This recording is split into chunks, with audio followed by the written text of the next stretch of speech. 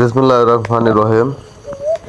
সম্মানিত ভিউয়ার্স, সকলের প্রতি রইল আমার সালাম, আসসালামু আলাইকুম। আজকে আমার প্রতিপাদ্য বিষয় থাকবে পাবদা মাছকে নিয়ে। পাবদা মাছের সাথে মিশ্র চাষ। পাবদা মাছের সাথে কি মাছ মিশ্র দিলে আমাদের লাভ বেশি হবে, সেই বিষয়ে আজকের উপস্থাপনা। আপনারা সকলে আমার এই ভিডিওর পাশে থাকবেন আর আমার এই ভিডিওটি মনোযোগ সহকারে শুনবেন।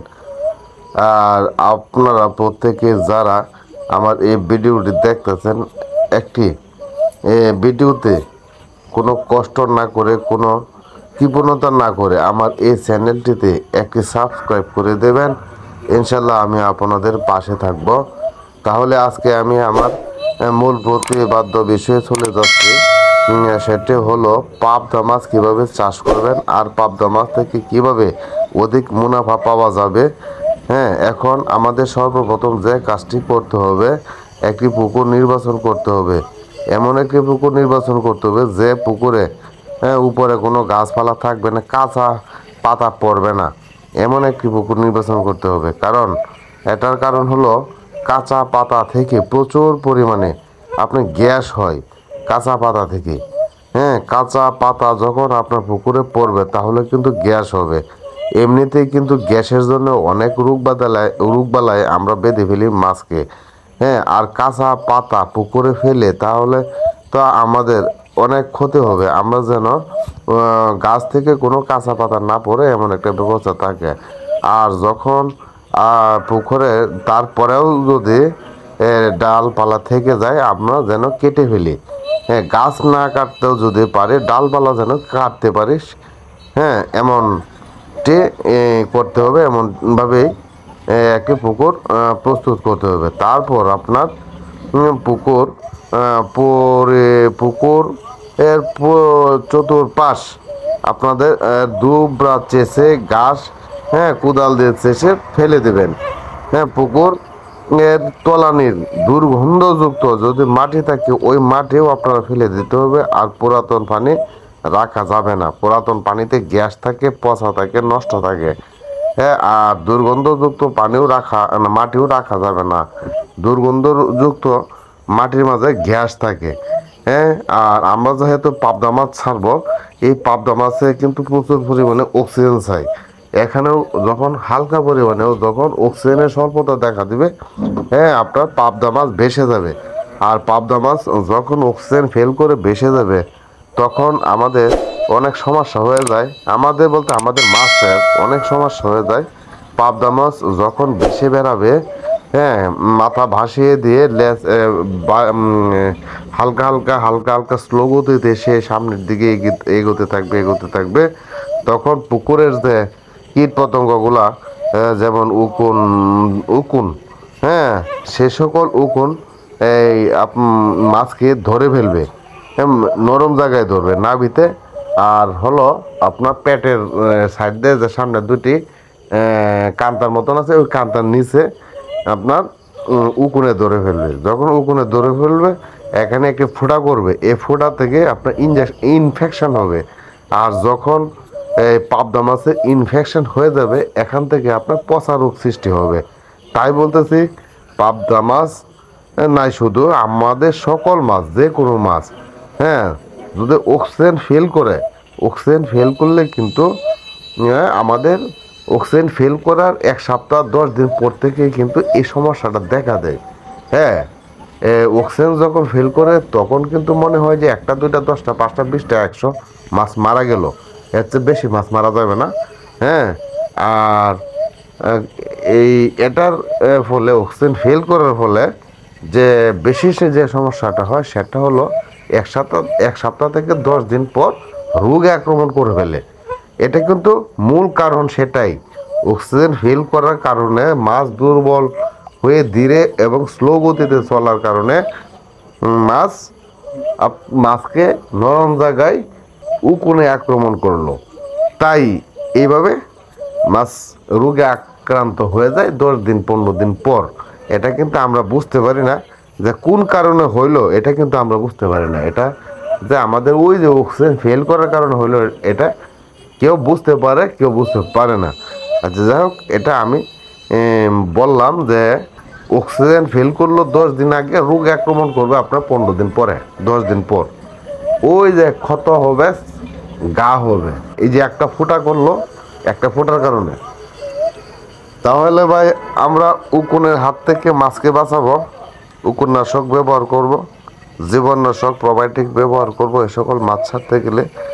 এখন বলি মিশ্র চাষ, পাবদা মাছের সাথে মিশ্র চাষ কি দিবেন, আমার কিন্তু মূল প্রতিপাদ্য বিষয় ছিল সেটাই। পাবদা মাছের সাথে মিশ্র চাষ দিবেন গুলশা মাছ।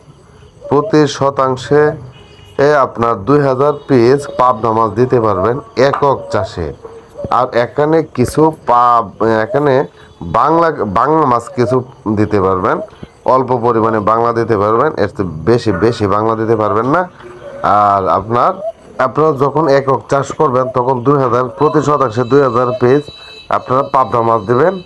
হ্যাঁ, সেভাবে চাষ করার পর আর যখন আপনারা এখানে মিশ্র দিবেন, পাবদার সাথে মিশ্র দিবেন, তাহলে আপনারা যে কাজটি করতে হবে, পাবদার সাথে যখন মিশ্র দিবেন 1500 পিস দিবেন পাবদা, আর প্রতি শতাংশে 500 পিস দিবেন গুলশা। প্রতি শতাংশে 1500 পিস দিবেন পাবদা, আর প্রতি শতাংশে 500 পিস দিবেন গুলশা। হ্যাঁ, সেইভাবে আপনারা দিবেন পাবদার সাথে মিশ্র চাষ, তাহলে দেখবেন আপনার রেজাল্ট কি আসে। পাবদা মাছ যেটি বিক্রি করবেন এতে আপনার ফুল টাকাটাই পকেটে থাকবে। আর নিচে যে প্রতি শতাংশে 500 পিস গুলশা মাছ দিলেন, হ্যাঁ, এটা নিচের লেয়ারের মাছ, এটা নিচে খাবে, আপনার এই গুলশা খাবার কম খাবে, কিন্তু দেখবেন এই গুলশা 5-6 মাসে 40টা কেজি এসে গেছে। আর 40টা কেজি যখন গুলশা মাছ এসে যাবে তাহলে আপনার বাজার মূল্য অনেক পাবেন। হ্যাঁ, 25,000 টাকা মনের উপরে পাবেন। হ্যাঁ, আপনার 40টা এসে যাবে। আর পাবদা এসে যাবে আপনার 30টার নিচে চলে যাবে পাবদা মাছ। 25টা 20টা এমন পাবদা মাছ থাকবে। হ্যাঁ, আপনার ভালো এবং প্রোটিনযুক্ত খাবার খাওয়াবেন, 35% প্রোটিনযুক্ত খাবার খাওয়াবেন পাবদা মাছকে, তাহলে দেখবেন আপনার পাবদা মাছের রেজাল্ট ভালো থাকবে। আরেকটি যে কাজ করতে হবে সেটা হলো এয়ারোটর ব্যবহার করবেন। আমরা কি এয়ারোটর শুধু অক্সিজেন ফিল করার জন্য ব্যবহার করে থাকি? না ভাই, আমরা কিন্তু অক্সিজেন ফিল করার জন্যই এয়ারোটর ব্যবহার করে থাকি না। এয়ারোটর কিন্তু আমাদের মাছকে বৃদ্ধি করে, আমাদের মাছের বৃদ্ধি করে। এয়ারোটর ব্যবহার করলে মাছ ছুটাছুটি করে, মাছ খাবে বেশি। আর অক্সিজেনের ঘাটতি তো মেটাই, এটা তো একটা বড় ভালো একটা সুন্দর একটা প্লাস পয়েন্ট এখানে আছে। আর একটা বড় প্লাস পয়েন্ট সেটা হলো আমাদের মাছ এর গ্রোথ প্রমোটর বাড়িয়ে দেয়। আর এখান থেকে আরেকটি কাজ করো, আরেকটি ভালো কাজ করে, সেটা হলো আপনার প্রাকৃতিক খাবার তৈরি করে। আপনার উপরে যে একটা নিচের যে অ্যামোনিয়াটা থাকে, এই অ্যামোনিয়াটাকে ধ্বংস করে এটা একটি প্রাকৃতিক খাবারে পরিণত করে দেয়। হ্যাঁ, প্রাকৃতিক খাবারে পরিণত করে এই এরাডোরে। আপনারা যারা পাবদা মাছ, গুলশা মাছ, ট্যাংরা মাছ, হ্যাঁ, এই সকল মাছের বেলায় আপনারা, অথবা বাংলা মাছ, সেই সকল মাছের বেলায় আপনারা এরাডোর ব্যবহার করতে পারেন। হ্যাঁ, সারাদিনে মনে করেন এই 2 ঘন্টা 3 ঘন্টা ছাড়লেন, হ্যাঁ, একটু একটু করে। আর একটা রেগুলার ছেড়ে রাখতে হবে না এরাডোর, এমন না। দিনে ছাড়লেন হয়তো 1 ঘন্টা, রাত্রে ছাড়লেন 1-2 ঘন্টা, অথবা দিনে ছাড়লেন 2 ঘন্টা, রাতে ছাড়লেন 1 ঘন্টা। আপনারা যদি নিয়মিত এরাডোর ছাড়েন তাহলে আপনার পুকুরের মাছ কখনো অক্সিজেন ফিল করবে না। আর এখানে গ্যাসের ডোজ কিন্তু দিতে হবে। এখানে এটা ভাববেন না যে আমি এরাডোর ব্যবহার করব, আমি গ্যাসের ডোজ কেন দেবো, কারণ গ্যাস তো তুলে ফেলবে। হ্যাঁ, আবার অ্যামোনিয়া তো ধ্বংস করে ফেলবে। না ভাই, এটা আপনারা কখনো এই ভুল কাজটি করতে যাবেন না। কারণ এরাডোর যে কাজটি করবে, এরাডোরের কাজই করবে, সে কিন্তু অক্সিজেন এর স্বল্পতা অথবা অক্সিজেনের যে ঘাটতি সে কিন্তু এটা মিটাবে 100%, এটা শিওর। আমারও এরাডোর আছে, আমার তিনটি এরাডোর আমি। আচ্ছা, হ্যাঁ, এটি গুলশা মাছ, পাবদা মাছ, ট্যাংরা মাছ, এই সকল মাছের জন্য এটা প্রযোজ্য। আর শিং মাছের বেলায় এরাডোর লাগে না। হ্যাঁ, শিং মাছের বেলায় এরাডোর না দিলেও চলে, কিন্তু আপনার এই ট্যাংরা, পাবদা, গুলশা মাছ এই সকল মাছের জন্য এয়ারটরটা প্রযোজ্য। এখানে লস নেই এয়ারটর ব্যবহার করলে। হ্যাঁ, এখানে লস নেই। কারেন্ট যাবে, হ্যাঁ, আপনার তারপরেও কিন্তু লস হবে না। আরেকটি বিষয়, আরেকটি গুরুত্বপূর্ণ যে স্টেপ, সেটি হলো আমরা যারা এয়ারটর ব্যবহার করব, অথবা আমরা যারা শিং মাছ, এই গুলশা মাছ, ট্যাংরা মাছ, পাবদা মাছের বেলায় তাদের পাবদা মাছ পুকুরে ছাড়ার ফলে যে আমরা এই এয়ারটর কিনে এনে পুকুরে সেট করলাম। হ্যাঁ, এখন আমরা মনের আনন্দে মাছ চাষ করতেছি, আর চিন্তা করলাম যে মাছ আমি যেহেতু এয়ারটর নিয়ে আসছি, তাহলে আমি অক্সিজেনের বাগান, অক্সিজেনের ফ্যাক্টরি নিয়ে আসছি আমার পুকুরে। হ্যাঁ, আপনারা প্রতি শতাংশে 2000 পিস মাছ না দিয়ে আপনারা কি করলেন, 4000 পিস মাছ দিয়ে দিলেন, 5000 পিস মাছ দিয়ে দিলেন। হ্যাঁ, অথবা ট্যাংরা মাছ, অথবা গুলশা মাছ, অথবা পাবদা মাছ। আপনার তো ভাবতেছেন যে না, আমার পুকুরে তো অক্সিজেনের মেশিন আছে, যখন অক্সিজেন ফেল করতে থাকবে তখনই আমরা এই এয়ারটর ছেড়ে দেব। ভাই, এই ভুল কাজটি কখনোই করবেন না। কেননা এটি একটি বড় ভুল। এটি আপনার না বোঝার ভুল। হ্যাঁ, হ্যাঁ, আপনি আবার এইভাবে করতে পারবেন, এটা আমি বলি। আপনার অধিক গণতা যেতে পারবেন। আপনি এয়ারটর কিনছেন, আপনি যদি এর অধিক ঘনত্বে যেতে চান, তাহলে আপনার এয়ারটরের সাথে কিন্তু জেনারেটরও লাগবে।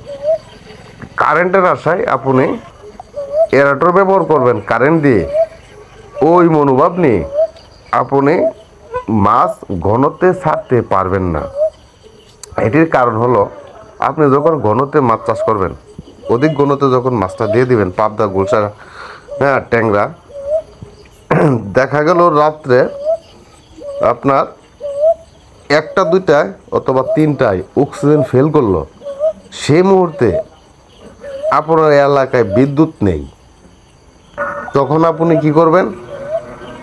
আপনি যদি আপনার পুকুরের অধিক গুণতে মাছ থাকে, পাবদা, ট্যাংরা, গুলশা যে মাছই হোক, যখন অধিক ঘনত্বে থাকবে, আপনার রাতের 2টা 1টার সময় মাছ অক্সিজেন ফেল করলো, আর এই মুহূর্তেই আপনার এলাকায় কারেন্ট নেই, আপনার ফিশারিতে কারেন্ট নেই, আপনার জেনারেটরও ঠিক না, আপনার জেনারেটর নেই, আপনার অক্সিজেন এয়ারটর আছে, কিন্তু আপনি তো এয়ারটর ব্যবহার করতে পারছেন না, মাছকে তো অক্সিজেন দিতে পারছেন না।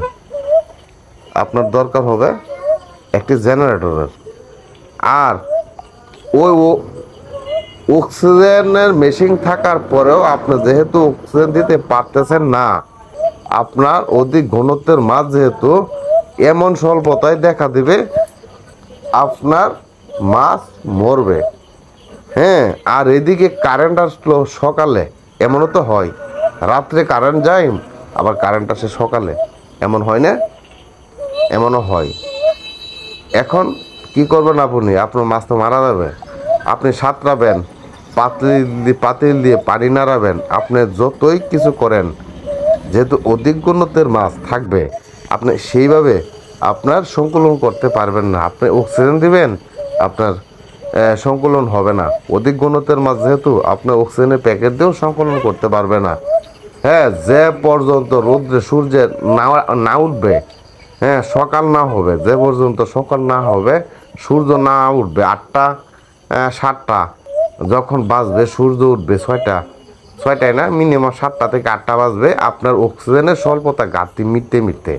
হ্যাঁ, আর 8টা পর্যন্ত যখন রাতের 2টায় অক্সিজেন ফেল করলো, আর এই মাছ কষ্ট করলো সারা রাত্র, দিনের সকাল 7টা থেকে 8টা পর্যন্ত, হ্যাঁ, কি কষ্ট তখন এই মাছের হবে। এই মাছ 8টার পর ডুববে, এ পর্যন্ত মাছ বেশিই থাকবে। আপনার এই মাছ 70% এমনই দুর্বল থাকবে যে দেখতেই পারবেন 1 সপ্তাহ 10 দিন পর থেকেই আপনার মাছের রোগে আক্রমণ করে ফেলছে। এটা একটা আমি 100% শিওর আমি বলতে পারি। হ্যাঁ, এই অবস্থায় যখন আপনার অধিক ঘনত্বে এই দিবেন, এয়ারটর কিনলে যে আমরা এটা যেন না মনে করি যে না, আমি যেহেতু এয়ারটর কিনে ফেলছি, আমার অক্সিজেন ভরপুর হয়ে যাবে আমার পুকুরে, আমরা এরকম মনোভাবে যেন এয়ারটর না কিনি, এরকম মনোভাবে যেন এয়ারটর ইউজ না করে। আর এয়ারটর আপনারা যখন অধিক ঘনত্বে মাছ দেবেন, তাহলে এয়ারটর ব্যবহার করবেন সাথে একটি জেনারেটরও ব্যবহার করবেন, একটি জেনারেটরও সাথে রাখবেন। আপনার এলাকায় আপনার ফিশারিতে কারেন্ট চলে গেলেও যেন জেনারেটরের মাধ্যমে আপনার জেনারেটর ছাড়তে পারেন, আপনার মাছকে অক্সিজেনের স্বল্পতা দূর করতে পারেন, আপনার মাছকে যেন অক্সিজেন দিতে পারেন। সেই জন্য বলছে তাই ভাই আমি আজকে আমার যে মূল বিষয় ছিল পাবদার সাথে মিশ্র। এখন আমি তো বললামই পাবদার সাথে মিশ্র। পাবদার সাথে কি মিশ্র দিবেন? গুলশা। হ্যাঁ, এটা নিচের মাছ। পাবদার সাথে গুলশা মিশ্র দিবেন, ইনশাল্লাহ আপনাদের রেজাল্ট 100 রেজাল্ট হবে, ভালো একটি রেজাল্ট হবে। সেভাবে একবার চাষে যান, চাষে যেয়ে দেখেন আপনার কি অবস্থা হয়, আপনার ভালো একটা রেজাল্ট পাবেন। 1500 পিস পাবদা দিবেন আর 500 পিস এই গুলশা দিবেন। হ্যাঁ, আর গুলশাটা দিয়ে দিবেন একটু আগে, আর পাবদাটা দেবেন একটু পরে। আর এখানে যেহেতু মাছ থাকবে গুলশা প্রতি শতাংশে 500 পিস, হ্যাঁ, এটা এই পাবদা মাছ গুলশা মাছকে খুঁজেই পাবে না। আপনারা এই 10-15 দিন একটু লেট করে দিবেন, গুলশা মাছটা আগে দিয়ে দিবেন বা পাবদা মাছটা 15 দিন পরে দিবেন, তাহলেই হবে। আর এখানে পাবদা মাছকে গুলশা মাছকে খেয়ে ফেলবে, এখানে খুঁজেই পাইবে না পাবদা মাছ, গুলশা মাছকে পাবেই না। কারণ পাওয়াইলে গুলশা মাছটা নিচের লেয়ারের মাছ, কারণ নিচের লেয়ারটা পুরাটাই খালি থাকবে। তাহলে ভাই আমার ভিডিও এখান থেকে শেষ করব। আমার এই ভিডিওতে একটি সাবস্ক্রাইব করবেন ও বন্ধুদের সাথে শেয়ার করে দিবেন। আর কোনো কিছু জানতে আমাকে কমেন্ট করবেন, আমি আপনাদের কমেন্টের উত্তর দেওয়ার চেষ্টা করব। এখান থেকে বিদায় নিলাম, আল্লাহ হাফেজ।